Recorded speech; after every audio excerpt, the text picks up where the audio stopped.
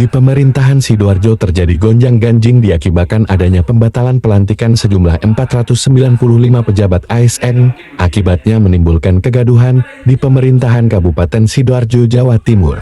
Dengan adanya kejadian tersebut, Ketua DPRD Sidoarjo Haji Usman bersama Ketua Komisi A DPRD Sidoarjo Damroni Kudlori serta semua anggota Komisi A, gelar rapat dengar pendapat atau hearing, dengan mendatangkan tenaga ahli hukum tata negara Dr. Rusdianto Sesung, SDhan, MH. Juga menghadirkan Sekretaris Daerah Kabupaten Sidoarjo, Fenya Pridawati, dan Kepala Badan Kepegawaian Daerah Sidoarjo, Budi Basuki. Dalam gelar hearing pada hari Senin tanggal 22 April tahun 2024 di ruang sidang paripurna DPRD Sidoarjo. Ketua Komisi A Damroni Kudlori dengan gencar dan tegas menghujani pertanyaan kepada Ketua Badan Kepegawaian Daerah, Budi Basuki, dan Sekretaris Daerah Sidoarjo, Fenya Pridawati. Lebih jelasnya marilah kita ikuti rapat dengar pendapat atau hearing atas keterangan dan pendapat mereka. Tetapi dia hanya menambah prosedur dalam proses mutasi. Kenapa? Karena kewenangannya Bupati itu sudah diatur di dalam PP nomor 11 tahun 2017 dan per BKN nomor 5 tahun 2019. Setelah memperoleh pertimbangan tim penilai kinerja PNS.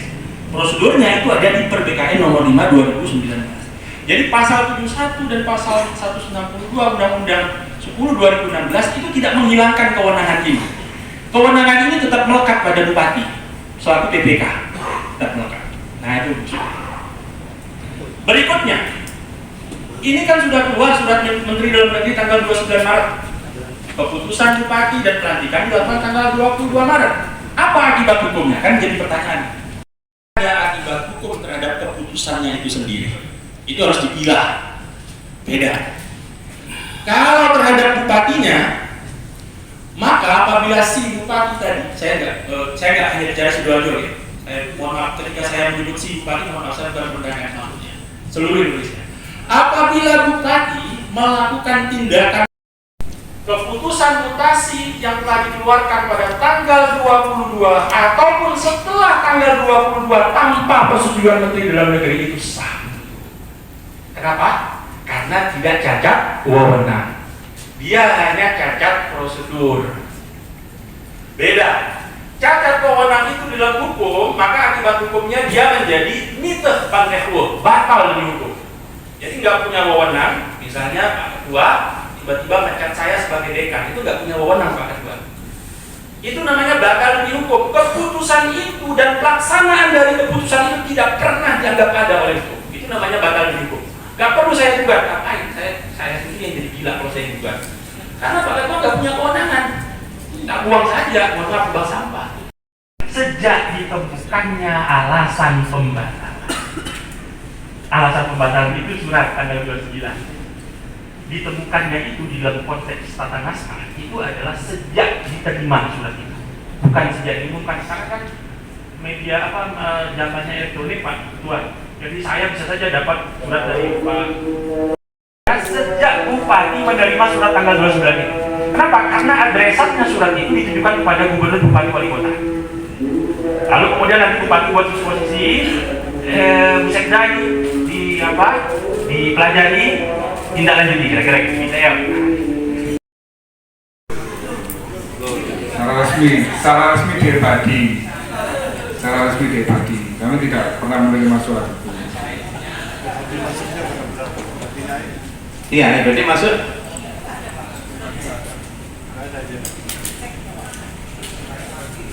Nah, ini kemudian, wes ngomong, mohon maaf, goblok-goblokan lah. Baru tahunya kapan kemudian? Surat itu kan beredar di WA Group dan beredar di umum ya Pak ya. Jadi kami menerima itu kami tahu bukan kami menerima, kami tahu itu sekitar tanggal 4 April. Jadi karena saya salah satu dari 400 sekian itu, 490 sekian itu, kami tidak mengikuti dari awal, tapi kami mendapat informasi dari pejabat sebelumnya bahwa pelantikan tanggal 22 Maret itu dilakukan sebelumnya sudah melakukan konsultasi ke KSN dan ke BKN. itu terbukti dengan ketika pelantikan tanggal 22 Maret, Kepala BKN hadir dan Kepala BPSDM Provinsi Jawa Timur hadir. Itu sebagai bukti fakta bahwa mereka itu tahu bahwa tanggal 22 Maret itu dilakukan pelantikan. Dan menurut informasi dari Kepala BKD yang sebelumnya bahwa ketika mereka berkonsultasi sama dengan yang jenengan sampaikan bahwa batas akhir itu di tanggal 23 Maret. Nah, setelah tanggal 22 Maret ada pelantikan, kami baru tahu ini tidak secara resmi sekitar tanggal 4 sebelum liburan. Sebelum liburan itu karena surat itu sudah beredar di teman-teman, akhirnya gaduh ini teman-teman. Teman-teman gaduh, karena teman-teman banyak yang menanyakan terkait dengan pelantikan tanggal 22 Maret. Jadi ketika kami tahu di lapangan di teman-teman ASN itu sudah gaduh, maka sebagai bentuk respon kami bahwa kami patuh terhadap undang-undang pilkada dan lain sebagainya dan SM Mendagri, maka kami segera koordinasi dan merapatkan dengan teman-teman termasuk dengan ahli hukum. Nah, akhirnya kami simpulkan bahwa kami yang pertama harus melakukan pembatalan. Setelah kami melakukan pembatalan, maka kami melakukan surat persetujuan ke Mendagri untuk minta disetujui pelantikan. Karena ada ruang 6 bulan tadi. Ketika masuk ruang 6 bulan, maka boleh melakukan pelantikan asal ada persetujuan dari Mendagri. Itu sudah kami tempuh, baik melalui gubernur, sudah keluar surat pengantar dari gubernur. Dan hari pertama masuk, kami juga sudah komunikasi dengan teman-teman Kemendagri untuk mohon izin tak putus bentar. Iya. Ini pertama berapa ada surat dari gubernur pertama, sehingga nanti kita harus semuanya, sehingga kronologi jelas. Tapi kalau hanya disampaikan saja kita tidak berdua ngomong baru nggak jelas. Mohon. Kami ulang kalau begitu bahwa kami tanggal 5 April 2024 itu mengajukan permohonan kepada Mendagri. Kemudian tanggal 5 April juga kami berkirim surat kepada gubernur untuk perihalnya mohon pengantar untuk proses persetujuan Mendagri. Kemudian tanggal 16 April 2024 ada surat dari Gubernur Jawa Timur kepada Mendagri tanggal 22 Maret. Iya, tanggal 22. Karena ada ruang yang 6 bulan tadi, sekitar 6 bulan tadi. Nah, kenapa kami pembatalannya itu segera kami lakukan? Karena memang kami merespon ini, bentuk responsivitas kami dan komitmen kami bahwa kami ini patuh terhadap undang-undang dan surat Mendagri. Kurang lebih seperti itu kami. Berarti dibuktikan dengan SK Bupati yang pertama. Coba mana? Setelah spiral, nah gitu kan. Baru tahu kan? Saya tadi bilang apa Pak? Oh, spiral, ya bela salah saya. Jadi sudah diketahui umum baru tahu gitu. Kalau katakan PAS itu kan ahli administrasi Pak. Itu loh pertanyaan saya. Apa iya sekelas SE yang kemudian mengikat dan ini nasional kemudian tidak tahu gitu, tidak menerima dan sebagainya itu. Terus pertanyaan saya, dasar SK yang pertama itu terus dasarnya apa yang mendasari keluar SK pertama? Nah, yang kedua, apakah iya penjenengan melaksanakan SPMT itu tanpa ada disposisi dari kepala daerah? Itu pertanyaan saya juga Pak Jas. SPMT yang pertama itu jenengan menetapkan tanggal berlaku sampai tanggal 19 yang pertama. Menurut Pak Jason tadi bahwa ketika surat itu sudah ditandatangani bahwa per tanggal itu sudah harus batal, tidak ada diolor lagi sampai tanggal 19. Terus kemudian saya menemukan lagi ada SK yang kedua yang kemudian memolorkan lagi sampai tanggal 30. Yang disampaikan oleh Pak Basuki yang saya pahami adalah logikanya pengajuan persetujuan itu harusnya dilakukan sebelum tanggal 22 Maret. Kalaupun kemudian sebelum tanggal 22 Maret jenengan sudah mengantongi izin tertulis itu, pemahaman bodoh saya bukan ahli hukum, jenengan melantik tanggal 23 bahkan 30 April itu tetap sah. Itu pemahaman bodoh saya. Nah, kalau kemudian setelah melampaui itu, nah ini yang menjadi persoalan. Ini yang menjadi persoalan. Yang pertama, ketika SK yang pertama ini diberlakukan, katakan tanggal berapa ditandatanganinya ini? 16. Berapa? Yang pertama Bu Feni. Tanggal 5 April ditandatangan yang pertama. Artinya bahwa tanggal itu sudah harus berlaku. 5 April berlaku gitu loh. Yang saya khawatirkan tadi seperti itu Pak Sesu. Ketika kemudian itu tidak dilakukan, kalau kemudian SPMT, pemahaman saya sekali lagi, SPMT itu dikeluarkan untuk memberikan kesempatan pejabat lama menyelesaikan tugas-tugasnya yang akan ditinggalkan. Biasanya logikanya seperti itu Pak. Oh ya, masih ada yang tidak tanda tangan dulu. Nanti ada kesepakatan lagi, katakan SPMT-nya 3 hari, bisa selesai semua. Ayo, nanti kita serah terima. Nah, itu pemohon SPMT. Saya baru ini karena memang saya juga bukan seorang ASN, apakah iya SPMT kemudian berlaku ke depan Pak Asun? Ini kan, lah kalau ini kemudian dibiarkan, kekhawatiran saya adalah terjadi maladministrasi yang luar biasa. Sekarang oke, jenengan ikhtiar ke Kemendagri. Kalau kemudian tetap dibatalkan, bagaimana pertanggungjawaban di jeda waktu perpanjangan itu? Padahal mereka ada jadi BPKOM, mendatangani kontrak, mendatangani pencairan anggaran, kemudian itu tidak setuju dan harus dibatalkan. Terus gimana bertanggung jawabannya? Ini yang saya maksud maladministrasi itu. Kalau saya salah dikoreksi Pak Sesu. Nah, ini yang kita butuh penjelasan. Artinya bahwa kalau menurut penjangan tim ahli tadi, tenaga ahli, bahwa yang berlaku harusnya adalah sejak SK pertama ini. Artinya apa? Mulai 5 April. Sekarang pertanyaan saya ke Pak Sesu, apakah iya SK itu kemudian boleh dibatalkan untuk memperpanjang tadi itu? Ada SK kedua, jelas sudah membatalkan SK yang pertama, kemudian diberlakukannya mundur lagi sampai 30. Ini seperti apa Pak? Yang mengeluarkan SK juga pejabat yang berwenang ya di masalah. Oh iya. Apakah diketahuinya ada dua pola? Melalui pengumuman atau penerimaan resmi.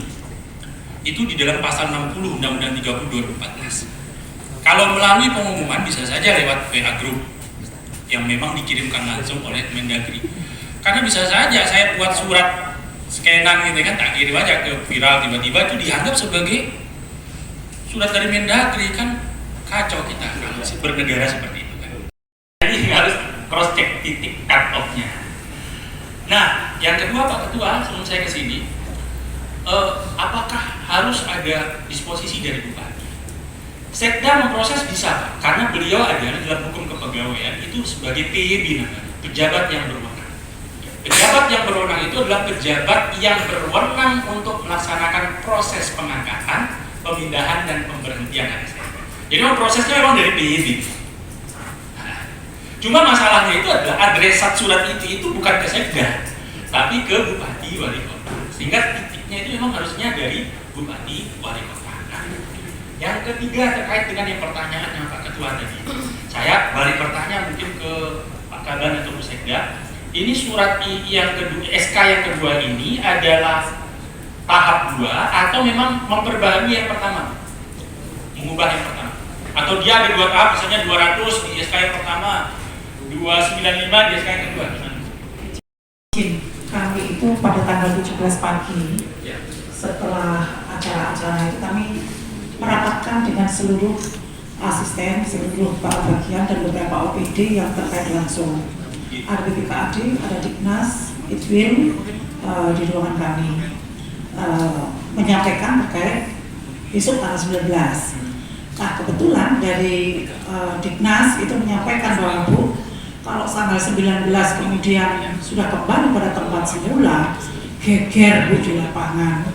Karena Nun Sewu ini di lapangan sudah banyak yang boleh wedus, boleh sapi, itu pada guru yang promosi di menjadi kepala sekolah. Itu Itu yang kami dengarkan seperti itu. Kemudian itu mungkin sendi anunya ya. Tapi yang lebih krusial waktu itu disampaikan oleh Kepala BPKD. Bu Sek, seandainya kemudian di tanggal 19 berakhir, kemudian kembali pada semula, ini ASN waktunya mendapatkan haknya TPP, tukin dan seterusnya. Nah, ini kemudian kalau kemudian mundur berlakunya ini jadi repot, pergantian pejabat keuangan dan seterusnya ini menjadi pertimbangan. Waktu itu ya sudah kita waktu itu rapat kemudian sampai tuntas kemudian berhenti. Setelah berhenti kita berpikir lagi, coba cari cara, ya apa caranya supaya kita bisa mitigasi kegaduhan yang ada. Jangan sampai kemudian sekarang sudah gaduh, kemudian dengan adanya TPP tukin yang harusnya diterima di tanggal-tanggal ini semakin gaduh lagi. Nah itulah kemudian kita lanjutkan lagi, artinya timbul yang kedua. Izin begitu. Nyuwun sewu Pak Ketua. Saya kembali ke yang tadi, kan ada dua hal yang saya tanyakan. Pertama tadi, sejak ditemukannya alasan pembatalan kan, ini masih belum dijawab. Apakah ada upaya dari Pemkab Sidoarjo untuk memastikan bahwa surat tanggal 29 Maret itu betul dari Kementerian Dalam Negeri? Nggak ada resmi, nggak ada pengumuman tuh. Jadi, betul nggak? Jangan-jangan saya yang ngeluarin. Kirim jujur, kalau kami terima resmi ya, itu tidak ada. Ya. Bahkan kami cek di EBADI itu juga tidak ada. Kemudian kami ini sewu, jadi di luar kami seperti itu. Ya Bismillah ya, Bismillah itu kemudian kami anggap sebagai surat yang harus dipatuhi oleh banyak pihak. Kan bahasanya di lapangan juga begitu ramai ya. Nah dipatuhi itu memastikan bahwa betul itu surat dari saya. Ada nggak konfirmasi biar ada nih? Iya, kami konfirmasi. Tanggal berapa? Nah itu bisa jadi tanggal untuk menentukan alasan pembatalan tadi. Tapi kan konfirmasi hanya sekedar by phone Pak. By phone dan itu waktu itu kan libur. Tanggal libur. Iya coba. Pak, coba begini, biar ini nggak ada debat. Artinya begini, alasan-alasan kan hanya alasan apa ya? Retorika mawon, saya mohon maaf Bu Ben. Jadi tadi itu loh, ini tata negara gitu maksud saya. Kalau jatuh seperti kan yang lucu, menggelikan mas, mohon maaf menggelikan. Nah terus kemudian kalau berbicara kegaduhan, sekarang saya tarik ke belakang. Saya nggak gaduh ini sopo sih awal itu. Saya nggak ada uang sih biasanya gak mau rawat, gak serah terima, gak balik wedus kemudian balik wedus gara-gara sopo sih. Kita kembali lagi lah, sumber persoalan ini siapa? Jangan salahkan mereka yang kemudian sudah balik wedus, kemudian serah terima, olok lagu-lagu sampai nangis-nangis dan sebagainya perpisahan. Tapi sumbernya kegaduhan ini di BKD. Telaahnya, sekali lagi telaahnya.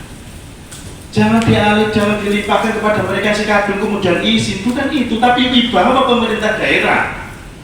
Ini yang harus menjadi penekanan kita. Nek masalah izin mari banjaan selesai Pak, seminggu saulan paling suwi selesai.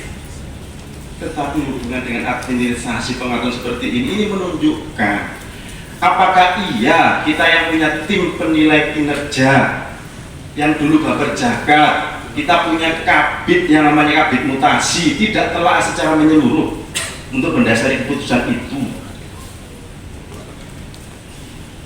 Jadi cobalah, saya akan lebih senang kalau iya Pak ini saya hilaf salah, saya mohon maaf, tulisannya seperti apa, ayo putus lagi bareng, selesai. Ngapain juga harus berdebat seperti ini? Itu maksud saya. Kalau cari alasan kebenar, ini nanti sampai hatta zurtul maqabir kamar. Tidak selesai. Ayo, gini loh, kalau kita boleh salah ya, ketemu. Siapa sumber kesalahan ini? Tidak telitian dari pengelola sebelum mutasi itu. Itu saja menurut saya sederhana. Iya kan? Ini saya masih belum ngocek yang lainnya loh ya. Banyak persoalan di mutasi kemarin itu. Belum ngomong kepangkatan, belum ngomong the right man of the right place. Banyak Pak. Belum lagi ada yang punya SK penugasan tapi nggak ikut pelantikan. Ada. Ayolah. Diundang bengi-bengi teko nang kene. Tanda tangan daftar hadir. Mulai sing takok warang melok pelantikan. Apa yang seperti ini? Saya pernah bangga BKD Sidoarjo itu menjadi rujukan nasional untuk studi banding. Kok sekarang ini kita tinggal melanjutkan sistem yang ada kok nggak amburadul. Saya khawatir ini disengaja untuk merusak tatanan birokrasi kita. Ayolah kita evaluasi bersama. Di setiap pelantikan mutasi itu ada pertimbangan-pertimbangan banyak, salah satunya juga pertimbangan mental dan psikologis.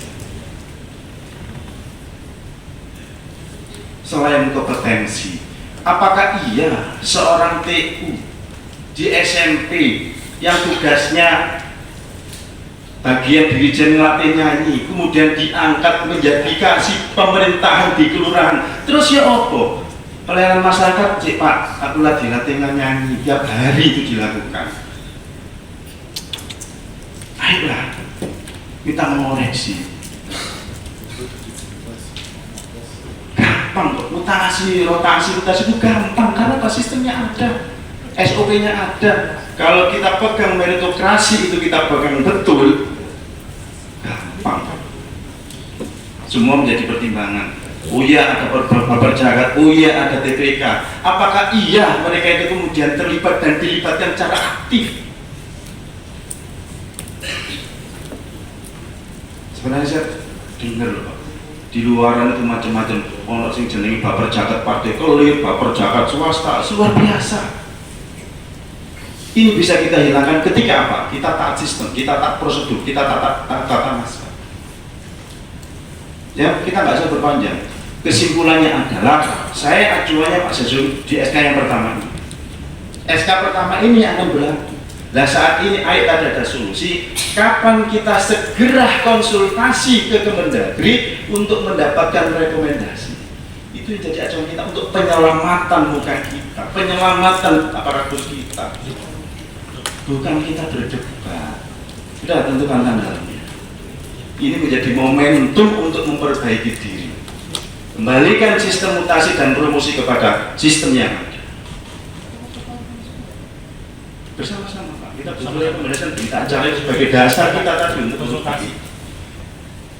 Gitu maksud saya. Ya, jadi saya nggak perlu lagi nanti Mas Nura yang hal macam tadi kayak diomong nggak ngopi ya Mas Nura nanti khawatir saya nanti jadi izin Ketua, hanya begitu, monggo. lebih baik ditanya saja keinginannya kayak apa. Nanti kita menentukan begini, keinginannya berbeda di sana. Tanya aja dulu. Monggo. Jadi bagi saya kira ada Pak Sesum. Menurut saya yang menjadi aturan pembatalan itu adalah SK yang pertama. Itu pun kalau memang diketahuinya. Ya, maka tadi saya tanyakan titik cut off-nya itu sejak diketahui surat tanggal 29 itu kapan? Jadi kan tadi saya tanya siapa yang mengumumkan, ternyata juga maksudnya di WA grup yang panjenengan dapat itu ada terus di e-bagi atau e-bagi itu juga enggak ada. Nah itu kan berarti bingung kita. Sila, kominfo ya. Iya. Ini jadi menurut saya Pak Ketua, jadi Bapak Ibu sekalian di dalam hukum administrasi tata negara, waktu itu sangat penting karena waktu itu menyangkut tentang kewenangan. Makanya wewenang itu dia ada 3. Satu, dia bipoke creatione temporis, wewenang karena waktu itu. Dan kedua, bipoke creatione materi, wewenang secara substansi. Dan yang ketiga, bipoke creatione loci, berwenang karena tempat. Nah, jadi ini waktu itu menjadi titik menentukan banget ini untuk kapan SK ini berlaku. Gitu. Ini memang harus segera mendesak untuk Kementerian Dalam Negeri untuk mendapatkan petunjuk. Oke, saya berikan kesempatan. Cek kane ngayanya. Surat yang tadi berdasarkan Undang-Undang 30 itu kan 5 hari setelah diketahuinya surat dari kementerian. Itu kan yang terima kan Bupati. Terus muncul ya tanggal surat yang pertama itu tanggal 5 ya yang ditandatangani. Itu kan hitungannya sama 5 hari setelah tanggal 29. Ya, 5 hari di Undang-Undang 30 itu 2014. Jadi Pak ya, Nggih. kami tidak ingin berdebat Pak, karena Nun Sewu kami menyadari bahwa ini adalah ada kesalahan. Walaupun Nun Sewu kami masuk di dalam salah satu pejabat yang dilantik, sehingga sangat tidak etis seandainya saya sendiri kemudian ngotot gitu ya. Jadi mohon izin, saya sepakat dengan Pak Ketua Komisi A, kemudian dengan Pak tim ahli, monggo kita bersama-sama konsultasi ke Kemendagri. Karena saat kami konsultasi baik pun di saat hari libur kepada pejabat yang ada di sana, itu pun saya terimanya kan tidak fokus, sehingga lebaran-lebaran saja. Kemudian kami konsultasi ini ya lebaran saja jawabannya. Lah, menurut saya kami ingin nanti ada kepastian dari face to face, itu yang paling enak, supaya kita nanti tahu sebenarnya langkahnya Sidoarjo itu seperti ini bagaimana. Padahal kita maunya adalah berkomitmen untuk patuh pada ketentuan yang berlaku. Tapi karena menurut saya, karena perjalanan ini kemudian kita, menurut saya ya, terutama saya yang bukan ahli hukum, sehingga kami ada ini kok konsewu ya, tiba-tiba salah. Nah ini kemudian kami sangat ingin konsultasi ini dilakukan langsung kepada Kemendagri dan bukan by surat, karena nanti jiwa nafasnya akan kelihatan apa yang disampaikan oleh Kemendagri yang kita tangkap supaya sama antara eksekutif sama legislatif. Penjelasan dari tim ahli juga sudah, sekarang ibarat nasi sudah menjadi bubur, kata akhirnya ya kita laksanakan konsultasi. Dan kita eksekutif tetap harus mempunyai catatan kronologis ya. Dan nanti Komisi A dengan Bu Sekda dan jajarannya bersama-sama ke Kemendagri, hasil apapun dari Kemendagri itu kita patuhi bersama. Sepakat ya? Nah, kita sepakati sekarang hari Senin ya. Saya merasa enggak lama-lama, karena tanggal 30 ini ada tanggal 30 yang sudah itu batas akhir pembatalan tanggal 30. Kita paling telat Kamis sudah harus di Kemendagri. Ya, berangkat besok apa besok? Selasa. Ya paling telat Kamis lah kita Kemendagri. Ya, prinsip lebih cepat lebih bagus. Besok, oke, siap ya? Iya. Tambah 2. Besok berangkat berarti Kemendagrinya Rabu. Ya. Saya tuh harus menyiapkan dulu kronologisnya itu. Tetap tim ini harus punya notulensi sebagai bentuk berita acara. Nah, berita acara itu ya ditandatangani oleh yang menerima kita sebagai konsultasi, dan kita baik perwakilan eksekutif maupun legislatif. Itu walaupun hanya bersifat notulensi dari itu nanti akan kita patuhi karena sudah punya dasar. Ya, kalau Kemendagri suruh jawab langsung tahunan, romulan, telungkulan itu belum mesti dijawab. Gitu. Ya, sepakat gitu ya? Ya, ya. Saat kami telepon itu jawabannya Kemendagri begini, untuk yang dikonsultasi ada perbagian wilayah. Jadi perbagian wilayah misalnya Jawa Timur itu wilayah siapa biasanya? Cacat wewenang itu ada di dalam pasal 56 ayat 1. Kalau dia cacat wewenang, maka akibat hukumnya dia batal dihukum. Dia itu hanya mengandung cacat prosedur. Jadi posisinya sekarang ini Bu Feni masih sekda, Pak Budi masih kabar, masih sampai tanggal 30 April. Kecuali nanti jenengan mau gugat ke PT UN bisa. Ya, baru karena itulah dalam hukum administrasi itu Bapak Ibu itu ada namanya asas presumpsio justa causa atau permodan pantagmatic. Itu dalam menjaga keberlangsungan pemerintahan bahwa semua keputusan yang dibuat oleh pejabat yang berwenang itu harus selalu dianggap sah. Yang penting dia berwenang. Harus cacat tapi bukan cacat kewenangan. Kalau bukan cacat kewenangan, maka akibat hukumnya namanya permitted ban, dapat dibatalkan. Kalau yang dapat dibatalkan itu, semua keputusan dan pelaksanaan dari keputusan itu tetap sah sampai ada keputusan pembatalan. Jadi senang nggak senang, saya termasuk nggak senang nih keputusan yang kedua ini. Seharusnya kan, ya diberlaku di tanggal itu, nggak boleh ditarik ke tanggal 30. Tetapi itu pasal 33 Undang-Undang 30 itu sudah mengeluarkan, sudah ada dasarnya, bahwa itu tetap sah. Ya, masyarakat termasuk saya harus legowo tetap sah. Dan harus kita dorong untuk dikembalikan ke pasal 66, agar itu nggak boleh, gitu, supaya nggak jadi presiden bunuh. Ini bukan kasuistik Sidoarjo saja, Tapi tapi 30 kabupaten ya akhirnya yaitu keputusan konsultasi itulah nanti yang kita buat. Kami DPRD melalui Komisi A sudah melakukan diskusi seperti ini, ya tujuannya untuk mendapatkan solusi terbaik. Itulah hasil dari gelar rapat dengar pendapat atau hearing DPRD Kabupaten Sidoarjo. Bagaimana menurut pendapat Anda? Demikianlah sajian berita dari kami. Jangan lupa ikuti terus berita-berita terbaru dari channel kami News Patroli TV. Sekian dan terima kasih.